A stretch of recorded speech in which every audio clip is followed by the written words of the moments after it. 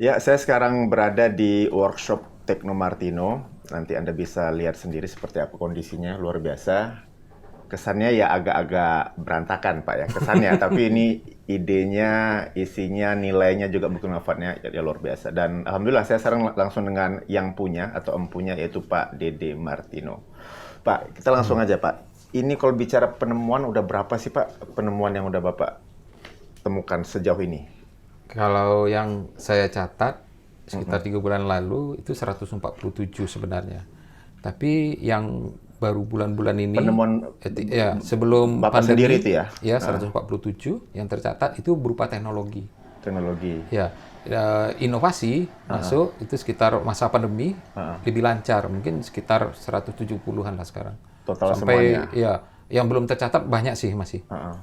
Itu udah dipatenkan semua. Ada yang sudah dipatenkan, ada yang sudah branded, merek kami sudah juga sudah dihakikan. Udah ada yang Ya, mereknya. misalnya Teh Hidi ini sudah ada merek register di sini, R dan ada ID. Jadi IDE itu sudah Udah betul-betul. dipatenkan Pak. Udah Jadi yang ada namanya hakinya. TED itu punya Hakinya ada. Tekno Martino nih ya. Iya. Jadi kalau ada yang lain yang pakai ini, Ada bisa nggak lagi. bisa lagi Pak Ya, ya. karena bisa TED ini. dituntut secara hukum sudah. Oke. Kita lindungi dengan hukum sekarang bisnisnya. Dari mulai tahun berapa nih Pak Bapak coba membuat temuan-temuan ini gimana Pak? Itu dimulai dari waktu pulang sekolah tahun 96. Tahun 96. Iya, saya bikin tangan robot pertama. Lebih parah. Udah jadi dosen Bapak tuh? Sudah, saya Udah jadi berapa dosen tahun? tahun 90. Mm-mm. Ya, kemudian pergi S2, pulang. Biasanya kan kalau pulang sekolah tuh idealismenya masih tinggi, Iya. masih nganggur. Iya. Akhirnya saya bikin, apa yang mau dibuat? Teknologi, akhirnya buat robot. Desain tangan robot. Untuk? Itu yang pertama. Untuk dipakai. Fungsi untuk Dipakai oleh orang-orang yang cacat. yang tidak punya Ya, sayang waktu itu tidak mendapatkan pembiayaan, tapi yang robot kaki yang di Jepang itu dapat dapat anggaran dari Honda. Nah, buatan Bapak. bukan yang orang lain di Jepang dia dapat. Yang di Indonesia kita Iya, yang iya, buat sendiri itu tidak dapat pendanaan Iya, dari iya. manapun. Iya. Itulah yang sekarang robot Honda ya, yang berkembang. Di Indonesia tidak bisa berkembang karena tidak ada pendanaan untuk merealisasikannya. Ya. Dan kita balik lagi, Bapak bilang tadi kan ada 170-an temuan. Itu baik yang teknologi ataupun dalam bentuk Dan inovasi. sudah jadi inovasi ya. Yang dalam bentuk yang barang aja yang macam-macam gini, Pak, berapa banyak? Yang khusus Yang tercatat kami 147. yang barang-barang sepertinya. Ya. Dan kemudian Yang modifikasi produk ya, teknologi yang produk dalam ya. bentuk produk itu 170-an. Ya, macam-macam sampai ini sebenarnya sih contohnya bawang putih biasa. Iya. Tapi setelah diinovasikan kita bisa membuat bawang putih ini tahan lama tanpa pengawet dan asli Pak, tanpa ini, campuran. Pak, disiplin ilmu Bapak itu kan apa, Pak? Agronomi, Pak, ya kan? Jadi ada Bapak dosen apa? Dosen. kalau saya itu sebenarnya hobinya teknologi. Iya. Karena dari kecil saya sudah punya lab sendiri di rumah. Iya. SMP saya sudah punya mikroskop sendiri, Iya. Bose Lomb. Di hadiah saya umur 17 tahun itu adalah bukan motor, bukan sepeda, bukan baju baru, tapi saya minta mikroskop. Artinya otodidak ya? Otodidak Bukan dari dan sangat bangku. mencintai teknologi dan teknik. Karena memang dari keluarga teknik, yang dari keluarga ayah saya itu teknik semua. Walaupun basic ilmu Bapak di Tapi saya suka pertanian. Karena pertanian itu ada teknologi yang tanaman tuh punya teknologi yang kita belum bisa capai. Iya. Misalnya daun itu menerima sinar matahari, dia ubah jadi listrik, bisa mengurai oksigen, air jadi oksigen dan hidrogen. Dia lebih canggih. Saya tertarik dengan tanaman. Akhirnya saya masuk pertanian. Nah, di pertanian itu rupanya yang bergerak di bidang fisika itu sedikit sekali yang menganalisis secara fisika. Kebanyakan ahli biologi dan kimia yang masuk pertanian. Iya. Nah, terus ya idenya tiba-tiba ini apa mengolah, menginovasikan bawang putih, menginovasikan cabai, menginovasikan teh, namanya teh. Teh ide. Tapi isinya Tidak ada teh. bukan teh. Tapi metode pembuatannya mirip buat teh. Teh. Dan seperti ini teh Terung pirus.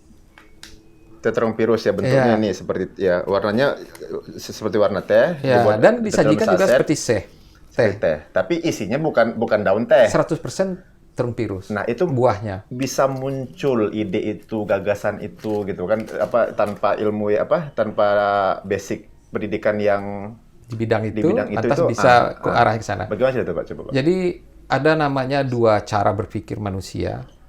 Boleh nanti dilihat di situ. Itu ada gambarnya beda tuh. Satu Thomas Alva Edison, satu Einstein. Iya. Itu dua orang yang dengan cara berpikir yang berbeda. Iya. Einstein itu profesor, orang perguruan tinggi. Thomas itu adalah orang tidak sekolah, hanya dididik, dikeluarkan SD dari sekolahnya. Iya, iya. Jadi yang mendidiknya di rumah adalah ibunya. Iya. Tapi kalau ditanya berapa hak paten Thomas Alva Edison, Iya. berapa yang punya Einstein, Albert Einstein. Einstein cuma 9 hak paten. Iya. Thomas Alva Edison 1003 hak paten. Hak paten. Nah, sekarang lebih mudah menjual produk Thomas dibandingkan Albert Einstein. Iya. Misalnya, saya pergi ke Hangzhou, ya bom atom kekuatan 5 kali Hiroshima, itu payah jualnya. Langsung kita oleh Densus mungkin ya. Iya. Tapi kalau bola lampu, hemat energi, mudah jualnya. Nah, cara berpikirnya disebut cara berpikir kreatif. Bukan teknik berpikir vertikal.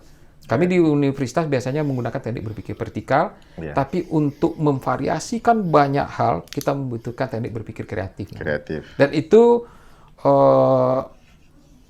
masih baru di perguruan tinggi. Iya. Bahkan dianggap bukan teknik berpikir perguruan tinggi mungkin. Iya. Soal berpikir teknik cara berpikir yang kreatif itu nanti udah kita bahas khusus sudah ini Pak. Nah, saya ingin ini Pak dari teman-teman Pak ini Pak, yang paling susah yang membuat Bapak, ada nggak yang buat Bapak ini kok ribet betul, tinggalin aja lah gitu. Ada nggak? Iya. Apa yang paling susah Pak? Jadi sebenarnya ini yang paling susah. Kenapa? Saya mulai dari kuliah itu selalu diperkenalkan produk pertanian itu mudah busuk. Iya. Kemudian berat, terlalu banyak airnya, susah disimpan. Nah, sampai saya ada baru-barunya Pak, ada orang buang cabai di jalan, buang tomat di jalan itu kan. Dia busuk nanti. Iya. Jadi ini yang paling sulit. Saya pikir gimana caranya supaya dia tidak membusuk, tapi kan tidak boleh pakai pengawet. Iya. Karena pengawet itu bahan tambahan yang kadang-kadang beracun buat kita. Nggak bagus. Nah, inilah tantangan paling tinggi. Hasil akhirnya saya menghasilkan satu mesin itu namanya mesin Sanggai. Buatan Bapak sendiri mesin itu? Iya, Anda baca di Kompas, itu mesin Sanggai pengawet makanan dan obat. Iya. Itu pada 2018 akhir keluar di Kompas. Dan yang murni buatan Bapak tuh ya? Berbanding buatan. Ya, akhirnya saya bisa membuat cabai tahan 2 tahun, masih merah, tidak membusuk, tanpa pengawet kimia. Dia menjadi begini Bapak butuh waktu berapa lama? 10 tahun. 10 tahun? Ya. Jadi butuh... 2014 baru nampak hasilnya. Kemudian saya lanjutkan melakukan perbaikan, setelah sekarang baru bisa masuk bisnisnya. Jadi lumayan, maratonnya panjang. 10 tahun Pak ya? 10 tahun.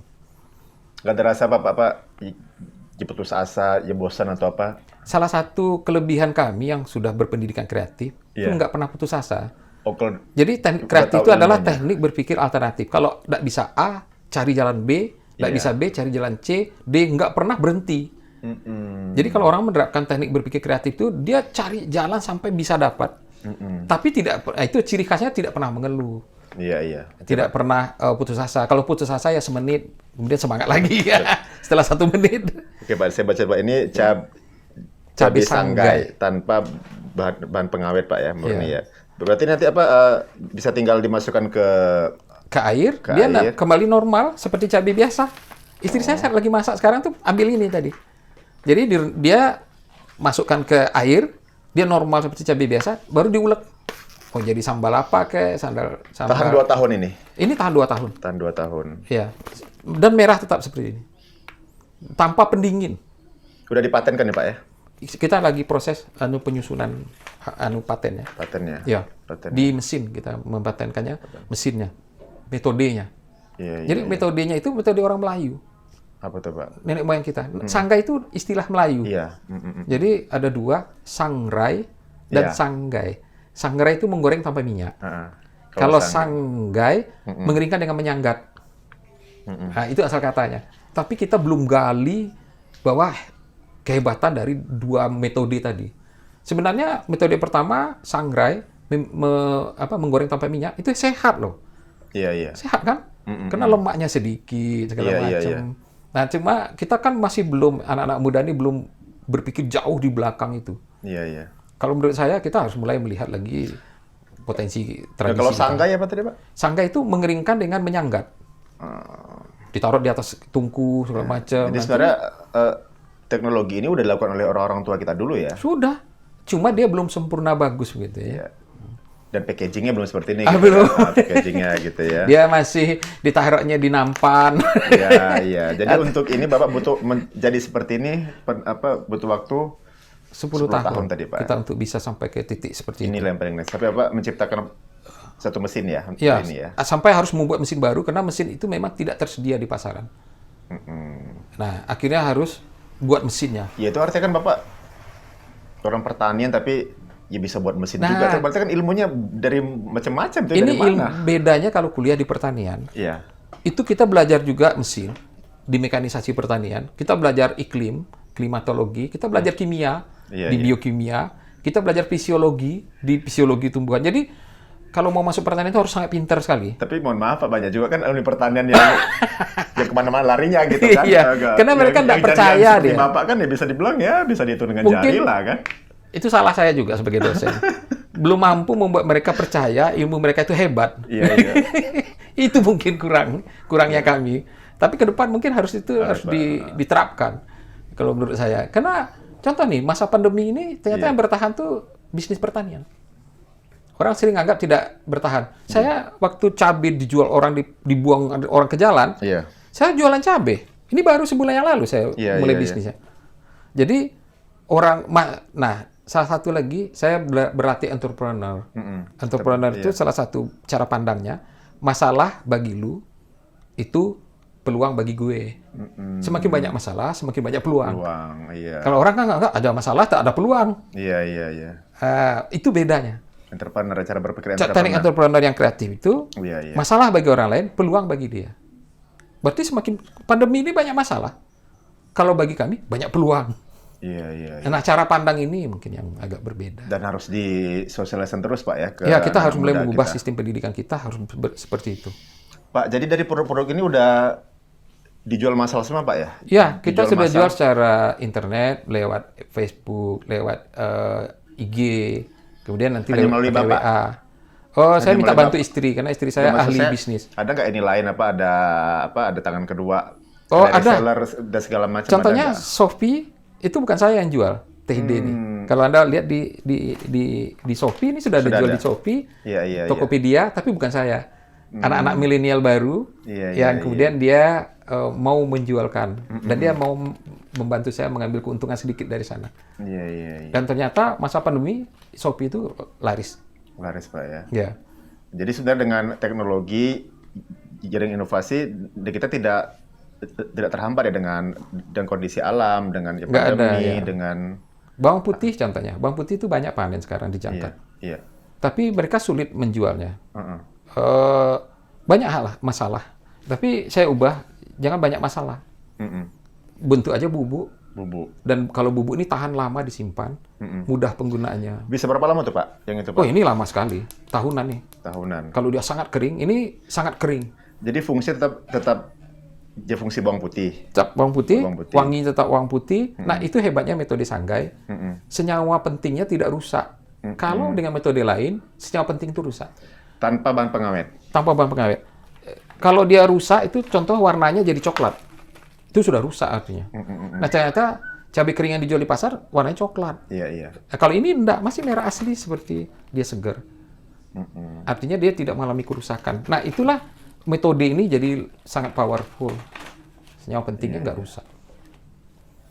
Dan ini yang tahu baru Bapak kayaknya ya. Enggak, sudah di Kompas sudah keluar. Dan maksudnya ke apa? Teknologinya. Yang paham teknologi baru Bapak ya. Karena saya menganggap itu satu pintu yang harus diterobos Iya. kalau ingin pertanian ini lebih maju. Iya. Kalau tidak menerobos itu, kita selalu masalah klasik itu kembali. Iya. Ya kan? Petani tidak punya daya saing. Jadi intinya kalau kita bicara pertanian Jambi, perkebunan Jambi, berbagai masalah yang dihadapi oleh dunia pertanian dan perkebunan Jambi hari ini itu sebenarnya bisa dicari jalan diatasi. keluarnya lewat teknologi Metode tadi dan dan inovasi dan entrepreneurship. Dan entrepreneurship.